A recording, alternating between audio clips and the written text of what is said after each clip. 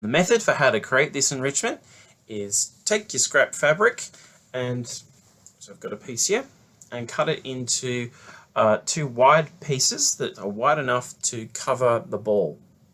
For example, over here, my messy demonstration area, is I have to trim this a little bit, but you want it to sort of almost cover the ball. Even if it does just a little bit less, that's fine. Just so when you create it later on, you're going to grab both pieces of fabric like that, and you want that kind of effect, and it needs to cover enough of it over the top. There's no big gaps there, preferably.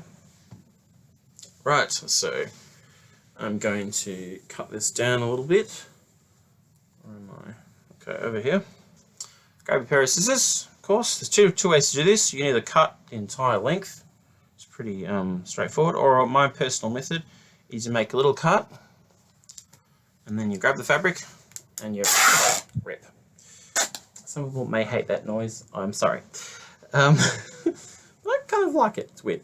So then the next step, step 2, is you make a cross with this in the middle. So one there, and then the smaller one there that's sort of been scrunched up a bit, like so. And then you place your ball, chosen ball, in the middle of that cross. And then the next step, step number 4, is you put your hand underneath and you gather the fabric around it, and then turn it up around the other way. You've got a little bit like that. Now with a smaller ball, a lighter ball, you probably want to shorten these down a little bit if you can, unless you're not going to really use it a lot for throwing, or you don't mind if it doesn't go very far. Next bit you do is you grab the twine and you wrap it around the base. Personally, I prefer to lay it down first and leave a bit of string here so you can tie it off later. And then you've got to do this as tightly as possible, kind of like that. Really hard to sort of see. Right round up the top of the base, bottom of the ball. And then this is the hard part. A little bit. Go around the base, keeping as tight as possible as you go. God damn it. Do it that way. Around we go, just tightening it as you go, round and round and round.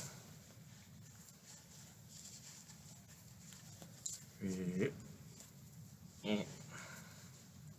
And this is where it's good to have a nice strong twine, not a cheap stuff, because the moment you pull this, it's gonna break. You could also use another piece of scrap fabric, particularly if it's something thin like an old sheet, or like similar to that. It's also good, of course, I should have said before, to use a soft fabric because of the mouthfeel for the dogs. You then tie it off, base, computer went to sleep, weird, until that's really secure. We're looking like the time. Jeez. Da la la. There we go again. Like so. Do a reef knot if you know how to do that, if you're ever in Scouts. Like so. And make sure it's as tight as you can get it within reason. And then you trim, oh god, that's hard to see. Trim the ends. This is mirrored. Annoying camera. Like that. So you get that kind of effect. And you've got 4 bits of material dangling down here. The next step, get rid of the scrap, put that to the side. Step 7, use your scissors to cut each strip of fabric into 2 or 3 thinner strips. So, right. Okay, this is a bit that takes a little longer. So what I do is I do the same method I did before. I make a little cut in the end of the fabric, and then I rip it right to the very top of the base of the ball, but you can use your scissors if you like. I just find by using little, if you do this carefully, just a little cut there, that it actually makes a nice straight line when you do that, right to the very top. Okay, and you do that with the other.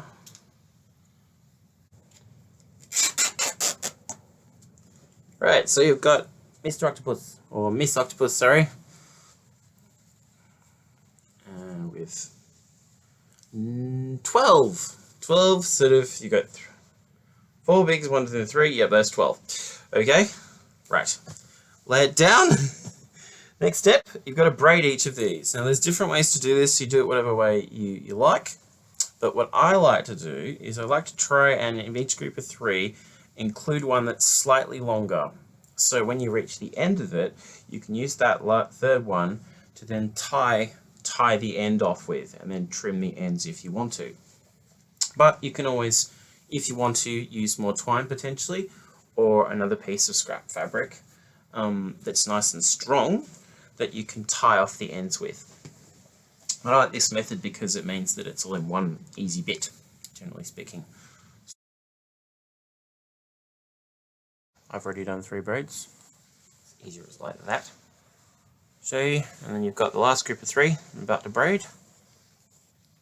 You can, when you get to the end and tie them off, you can either tie the ends together, just in a knot, and then tie the other 2 and do that 3 or 4 times.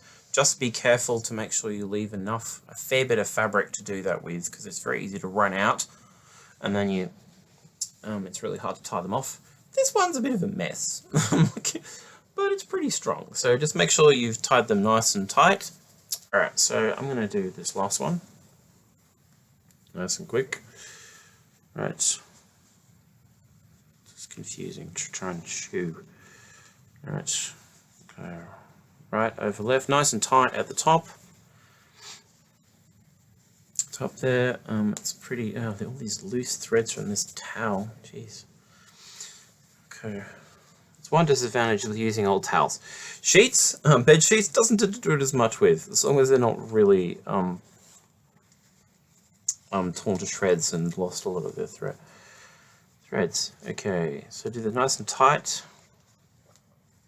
In general, I find, because you want this to last, especially if you've got a dog that's a big chewer and likes to rip things to shreds. So trying to make this as robust as possible. That was my idea. One option for how you could do that is at the end of this, once you've got all 4 braids done, is you could potentially for a big chewer or a rough player, is to braid the 4 together if you know how to do that, or even 3 together if you wish, and then tie that off at the base with a piece of twine or scrap fabric. And that way, that would be probably a lot harder for a big chewer to destroy. I don't know myself because I don't have a big chewer. She's a bloodhound cross, and she's quite gentle with her toys. She's playful and cheeky, but quite gentle. Okay, once you get down to this point, you've got 3 bits of fabric. Now, one way I do this is I pull that tight and I go around the back. So I take this fabric round underneath and around, and then I loop it through like so, and I hold the braid there. It might be a bit hard if you're not used to doing this, but I do it all the time. And just pull it nice and tight. And if you do that a few times, that's quite secure. The other option, of course, is to tie them to the ends together. And then you could trim them if you wish, or if you've got a gentle dog like mine who likes to mouth the ends of these things because they're nice and soft. That's another thing. It's the mouth feel of these materials. Okay, like so. Probably a little hard to see, I'm sorry. But you pull that nice and tight. So you kind of end up with a nice tight, oh Jesus, can't really tell. tie them together, la la la la, and then